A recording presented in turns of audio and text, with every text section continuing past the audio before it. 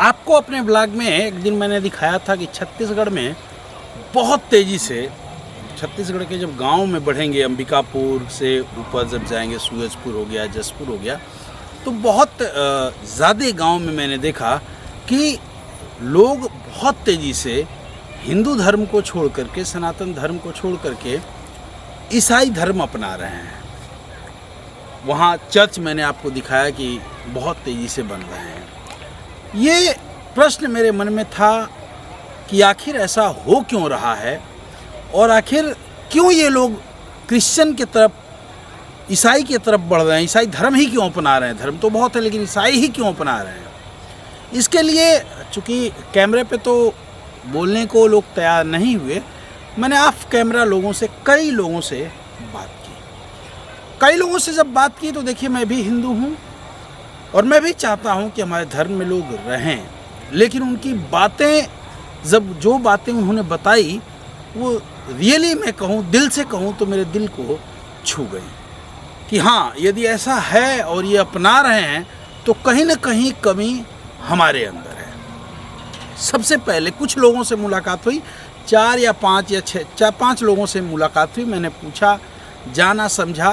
वो चीज़ें मैं आपके लिए लाया हूँ कि आखिर क्यों लोग हिंदू धर्म को छोड़ करके ईसाई धर्म की तरफ बढ़ रहे हैं। पहली बात, जब मैं बात करना शुरू किया तो उनके मन में जो सबसे पहली बात मुझे निकल के आई वो ये था कि देखिए, हमारे धर्म में, हिंदू धर्म में कई जातियों में लोगों ने अपने फ़ायदे के लिए बांट दिया है कि आप स्वर्ण हैं, आप पिछड़े हैं, आप दलित हैं और अति दलित हैं, आदिवासी हैं।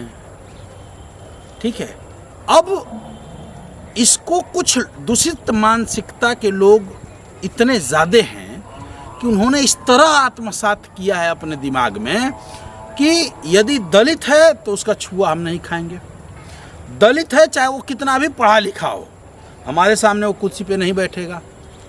यदि वो अछूत है तो हमारे घर खाना नहीं खाएगा, पानी नहीं पिएगा। यदि हमारे घर के अंदर आ गया तो उसे भगा देंगे। हिमाचल में तो ये 1-2 जगह मैं गया हूँ तो वहाँ तो ये कहते हैं कि घर के अंदर आना अलाउ नहीं है, बाहर ही रहे, बाहर से ही बोले, क्या काम है वो बताता है, फिर उसका काम होता है। बहुत सारी जगहों की घटनाएं आप देखते होंगे कि स्मशान घाट पे 100 को जलाने नहीं देते हैं। कुछ लोग तो इतने महान हैं कि उनको यदि एक दलित घोड़े पे चढ़ता है तो भी उनको प्रॉब्लम हो जाती है। इन सारी चीज़ों को आप रखते हुए, अपने दिमाग में रखते हुए, और आप सोच रहे हैं कि हिंदू धर्म एक होगा, हिंदू धर्म बढ़ेगा, हिंदू एक होगा, तो कैसे होगा?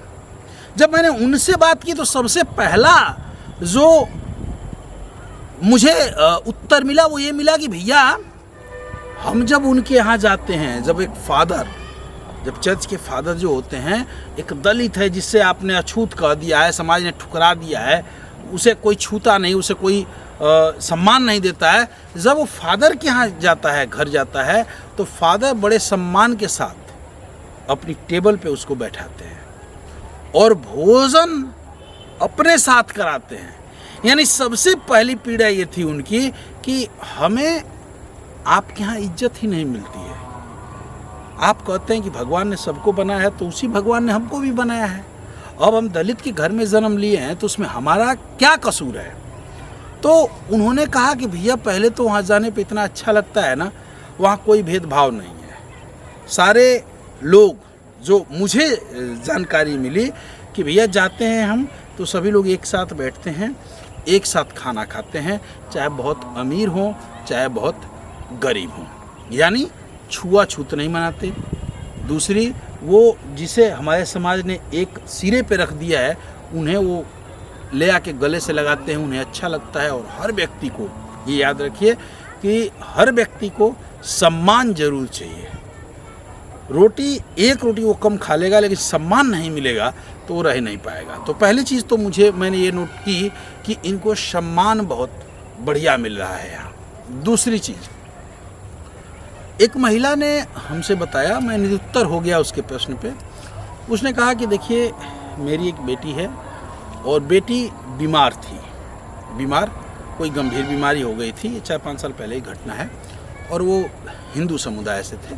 तो जब बेटी बीमार हुई तो हमने अगल बगल जो मित्र हैं, नातेदार हैं, सबसे जो है हेल्प मांगी, सबसे हेल्प मांगी, लेकिन मुझे किसी ने हेल्प नहीं दिया। जब यही बात हमारे ईसाई धर्म के लोगों को पता चला, उनके फादर को पता चला, तो वो आए और आकर के बिटिया को अस्पताल ले गए।